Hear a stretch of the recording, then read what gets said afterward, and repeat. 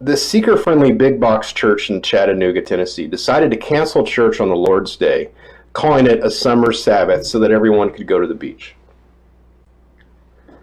Guys, we don't need a break. We don't need a Sabbath from worship because the worship is our Sabbath.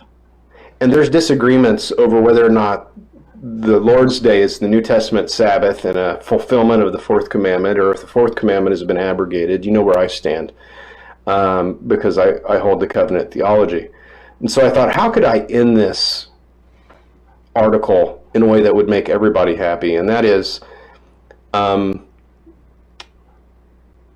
where did it go? Where'd the line go?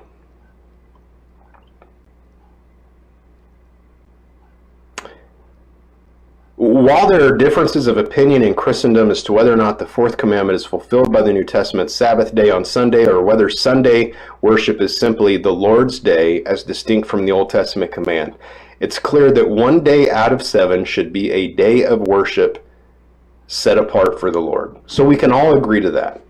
There should be one day out of 7 set aside for the gathered assembly. And in the Old Testament, it was called a convocation. Call a convocation for the Lord. Exodus chapter 12, verse 16. The Sabbath was a convocation. So the idea of some, especially dispensationalists, that in the Old Testament the Sabbath was they just huddled in their homes. No, they didn't. They traveled and they got together just like we do now.